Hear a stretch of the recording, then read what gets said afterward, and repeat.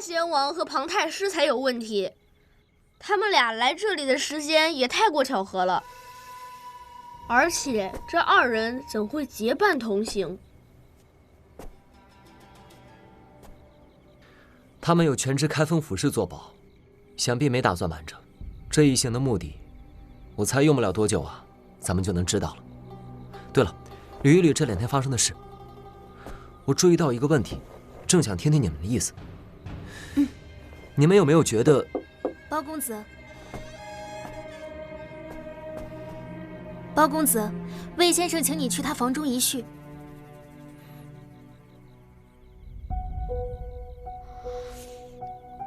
啊，好，我这就过去。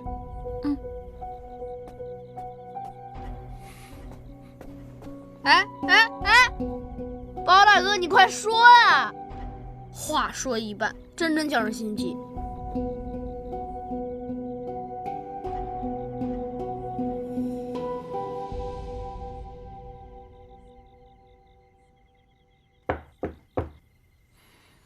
请进。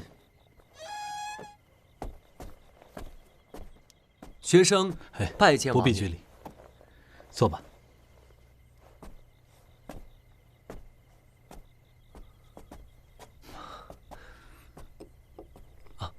多谢王爷。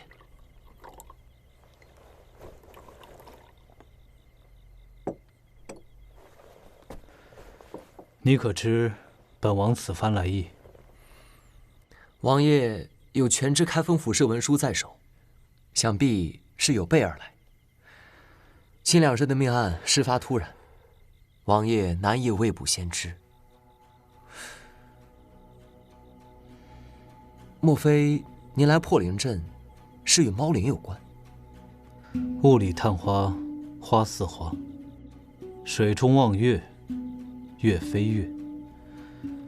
你算是猜对了个水中月。啊，学生愚钝，还请王爷明示，何为天上月？你可知晓，在民间有一桩传闻，是关于一位妇人怀胎10月，却诞下猫子的。人生猫子？难道是狸猫换太子？本王前来破灵镇，正是为了此事。难道多年前，宫中李宸妃诞下狸猫之说是真的？传闻也不全是空穴来风。当年李宸妃的产房里，的确抱出了一只无皮的猫。先皇视为不祥，遂下令除去孽畜，对外宣称皇子夭折。事情如此蹊跷，先皇就没有怀疑过是有人设计吗？当然怀疑，只是当时先皇亲眼目睹了狸猫身上还带着脐带，以及刚刚脱落的紫河车，一时惊怒，失了平常心。待过几日，心生疑窦，再派人去查，却已查不到任何疑点。难道王爷知晓内情？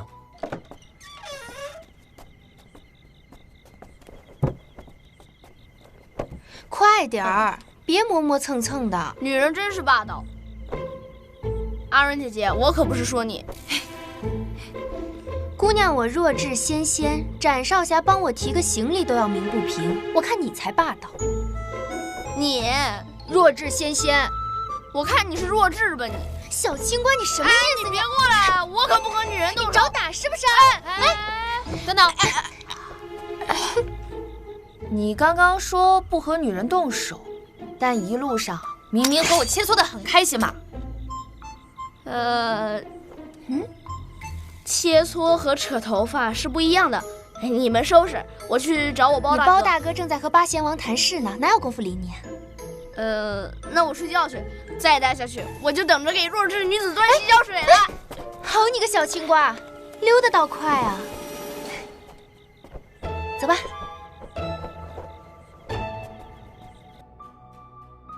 刘飞他将换太子一事做得滴水不漏，本王也是花了好些功夫，才证实贾内监所言不假。可惜到底是内宫之事，本王查证起来也有诸多不便。既然皇上是先皇的亲子，如今也已经顺利登基，那和破灵阵有什么关系呢？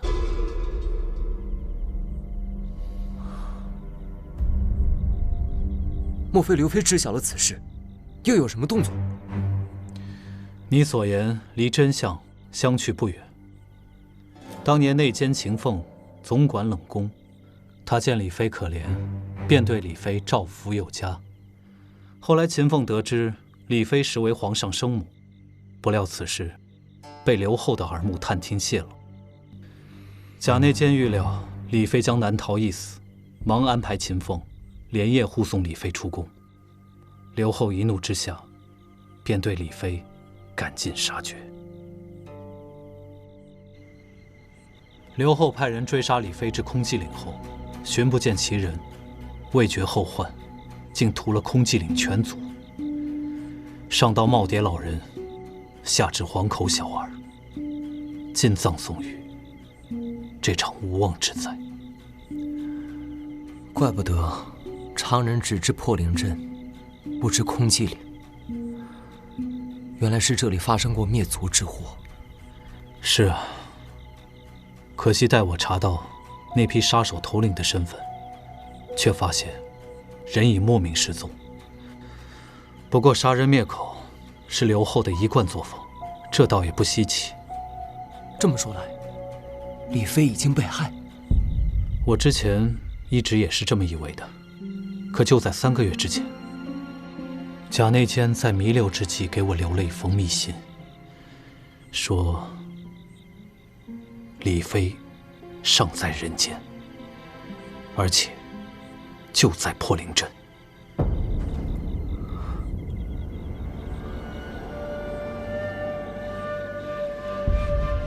如今政权重归皇上，是时候拨乱反正了。那庞太师与刘太后是一丘之貉，当年便是庞太师插手，才致使空寂岭一案被压下。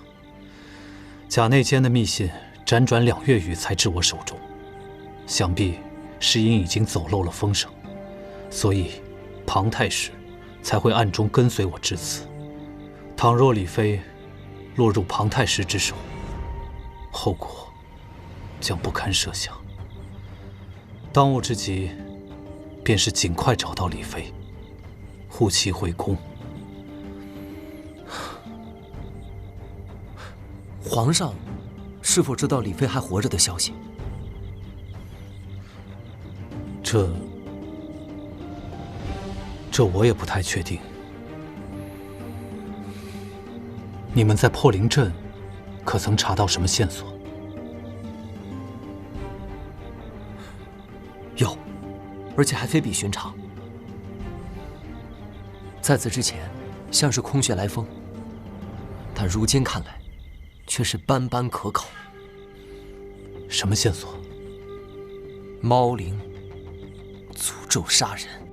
当年狸猫换太子，而今破灵阵猫灵作祟，诸般巧合，必与李妃有关。贾内监既知晓李妃的消息，想必2人一直都有联系。据本王观察，在所有频繁出入破灵阵的人之中，年纪与李妃相符的，只有梅娘和司徒夫人。18年前，梅娘收养欧石南，那时李妃尚在宫中，因此梅娘和李妃无关。至于司徒夫人，最好是问司徒多罗。她年纪小，不太可能与当年的事情有关，故问她会稳妥一些，不容易打草惊蛇。对了，关于猫灵一事，还有一谜，方才没有提及。什么谜？这便是那妖灵中的牙齿。我们探查万灵秘阁之后，曾捡到一只铃铛，打开发现一颗年轻女子的牙齿。依稀记得，李妃年轻时曾被人算计，不慎从假山上摔落，磕掉了一颗牙齿。李妃为此黯然神伤。先皇为了安慰她，便打造了一只铃铛，装了牙齿，挂在屋檐上，寓意灵动驱邪镇恶，日后再无人可伤及她。哦，王爷，铃铛正在我这，不知王爷能否辨认出此物？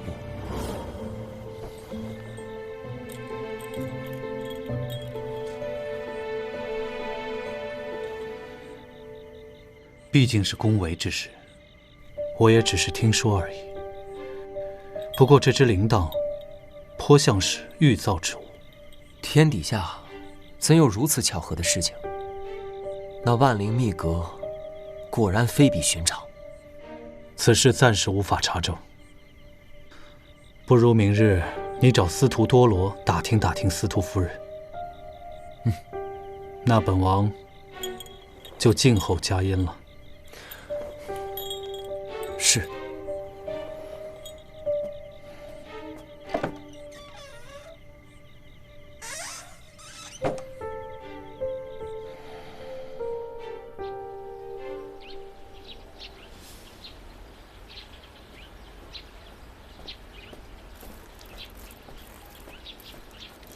包公子，多罗姑娘，包公子是来找我的吗？我只是碰巧路过。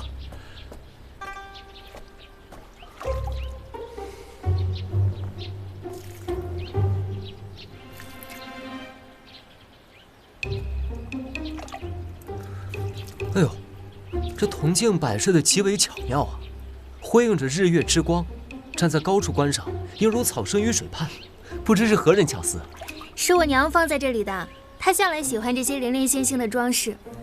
多罗姑娘与司徒夫人，真是如同亲生母女一般，实属难得。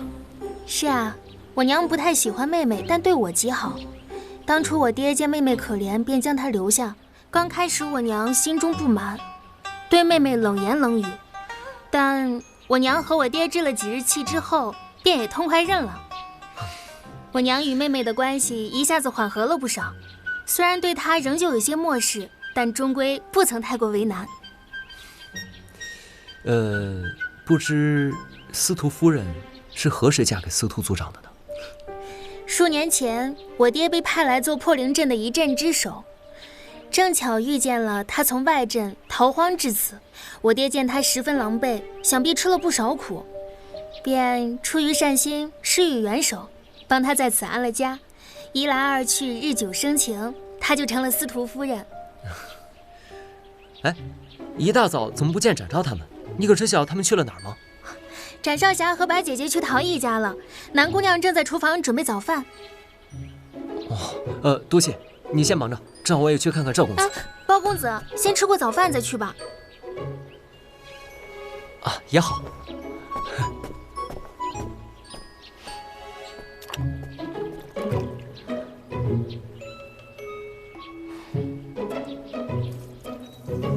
前面应该就是陶艺家了。准没错。哎，这河边还有鸭子呢，我们捉来烤了吧。你们师门是不是特别穷啊？瞧把你馋的！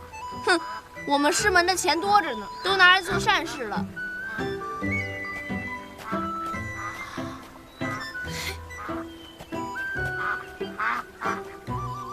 这赵元林真是说走就走，一声不吭。咱走的方向应该没错呀。哎，是不是那儿？哎，好像是。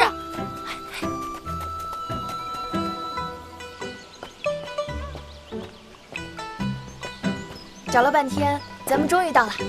可不是嘛。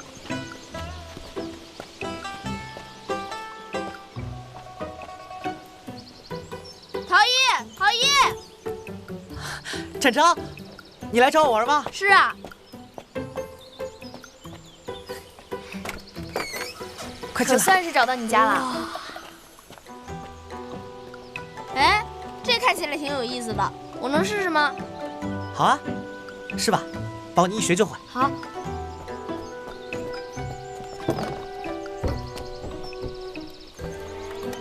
放心上手。这样。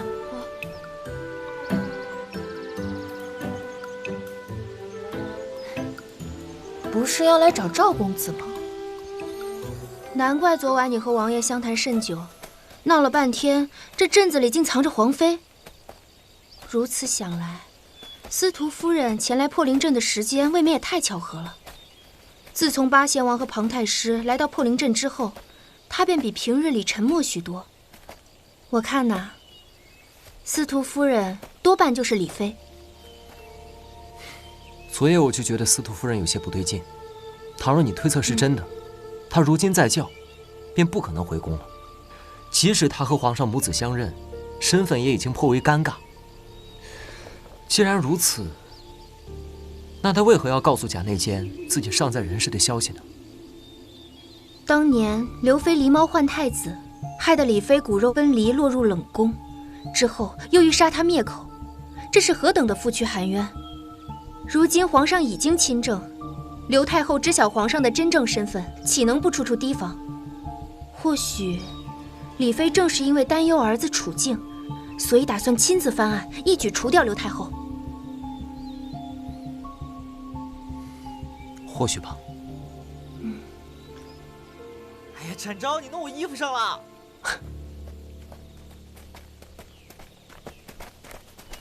太有意思了，小桃子，你看，你看。保准让你玩个够，玩不够不许走啊！好啊，好啊。包拯、南妹妹，你们在玩什么呢？包大哥，哎，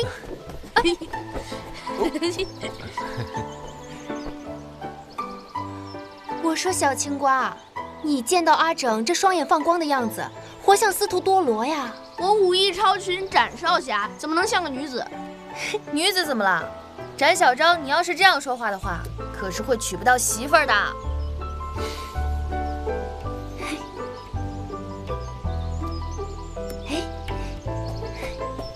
这个好玩，小桃子，你也教教我吧。教你可以，不过以后不准喊我小桃子。那要不喊你小罐子？你这个女人真是不讲究，我可是男人。哦，行行行，你是男人，不与女子一般见识。走，我屋里有好多小玩意儿，带你们看看。燕兄和赵兄不在吗？哦，他们去镇外买好吃的了，一会儿就回来。走。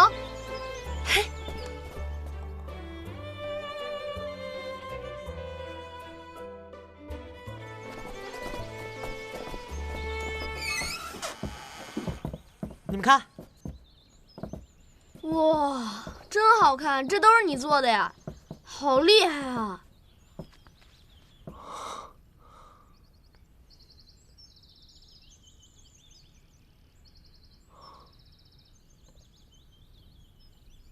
哇，小桃子好手艺啊！哪里哪里，当初教手艺的师傅说我太好动，心静不下来，将来做不出顶好的东西。反正我也没啥大志向，做些寻常使的，差不多就行了。这么多陶具，想运出去不方便吧？你是如何卖给他人？有些是卖给镇上，还有一些是店家定期来取货。挺好，挺好。大老远就听见你们说笑声，原来是你们过来了。啊，燕兄，嗨，我们与赵兄也算是有比邻之意。赵兄忽然搬走过来看看，也是理所当然的嘛。赵大哥，你怎么突然连招呼都不打就搬走了呀？就是。哦，反正我独身一人，住哪儿都一样，就不起那无谓的争执了。哟，好歹你也是京城第2富贵花，到底是个金贵人呢，怎么忽然这么不讲究了呀？啊，出门在外不比家里吗？赵大哥也给了司徒家不少钱吧？不如咱们等会儿一起回去吃饭，不能白白便宜他们。不必不必，反正我也不差那些钱。不知赵公子这样的人多不多？要不然我回头就去开个客栈，门口左边写上差钱的不要进，右边就写进来的不差钱。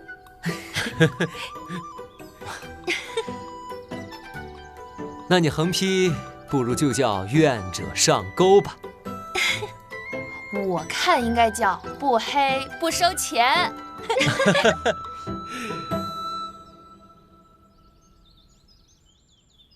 好了，既然赵兄已经安顿下来，那我们就回去了。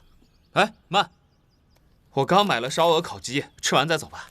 哦，不了，多谢燕兄美意，因为查案要紧，就不打扰了。告辞。诸位慢走。走了。你再来玩啊？好，一定一定。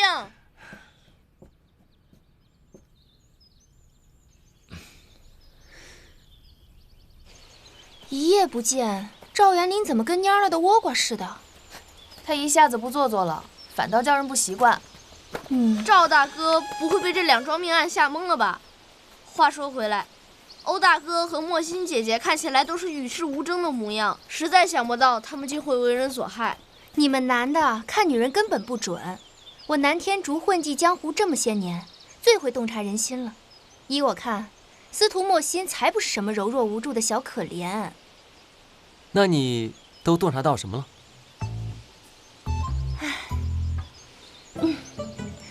从我的观察来看，司徒莫欣只不过把姿态摆得很低，叫人觉得柔弱可欺而已。我们刚来到破灵镇的时候，族长不愿意留宿，司徒莫欣还帮忙求过情。他要真那么顺从，怎么敢为了几个素不相识的人违背养父意愿？帮我们求情还成了罪过，人家可能只是心善嘛，也就你们女人爱瞎想。他求情就是为了帮助咱们呀，说不定人家只是为了把咱们留下来，一个个杀掉呢。我看呐，肯定是司徒莫欣利用欧石南的心意，让他为己所用。欧石南抓完毒蝎后不久，便拿着他出了门。那只毒蝎子8成就是欧石南抓给司徒莫欣的，还有，指不定那条万灵密阁里的蛇也和他有关。你们这些男人呀，看见女人掉个眼泪撒个娇就相信，你们倒是不爱瞎想，你们呀是瞎。不过是逗你2句，你这尾巴就翘上天了呀！听南妹妹这么一说，好像很多事情就都能说通了。毒蝎是司徒莫欣的，之前艾莎包拯使用的那支毒箭上的毒液，极有可能就是来自于司徒莫欣房中的蒜臼里的花溪草汁。司徒家的膳食一直都是他在准备，毒禽也似乎与他有脱不开的关系。那莫欣姐姐为什么要害包大哥呢？哦，难道他是破红魔的帮凶？如果他是帮凶，那又是谁杀了他呢？说的也是。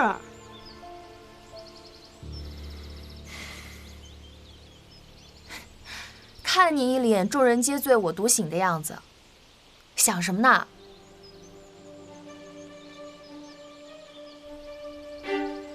我要再访万灵密阁。啊！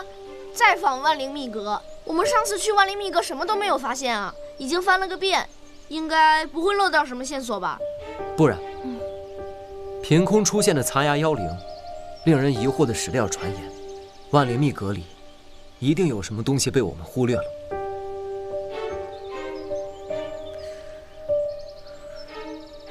没准正像司徒多罗所言，万灵密阁是因有什么说不清的东西，才会变得如此诡异。难道是里面藏着茂灵？希望这次去啊，不要再突然冒出什么毒蝎、毒蛇，乱七八糟的了。不管其中隐藏什么秘密，我们都要将其找出。我有预感，这将是破案的关键。那我们现在就去吗？此时不去，更待何时？走。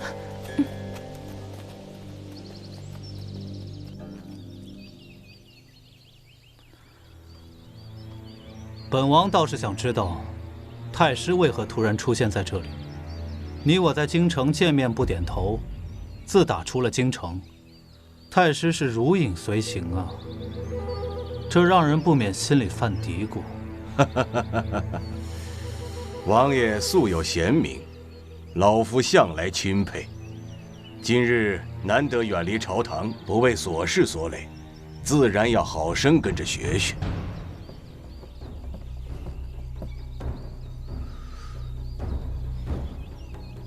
八贤王，他们怎么在这儿？他们本就是奔着李妃而来，咱们根本避无可避。不管这么多了，咱们该怎么查就怎么查吧。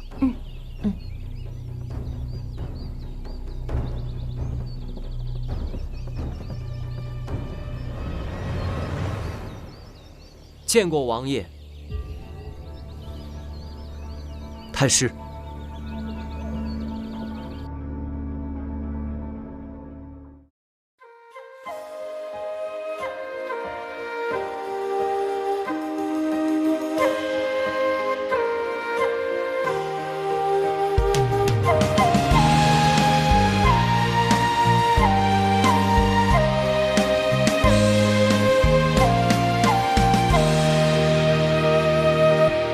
看青天在上，大道苍茫，怀一份信念，志在四方。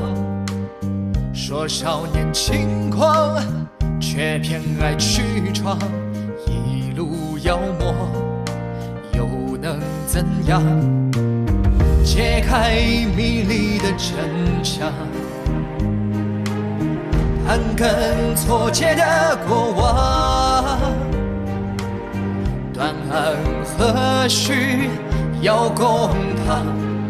铁面丹心也有儿女情长，蓄着力气，我便步步推理，难情难断，我有清醒逻辑。茫茫乾坤，狂争着朝纲，不负权贵势力纲常。花花世界，无欲则刚，却是大抱不平伤。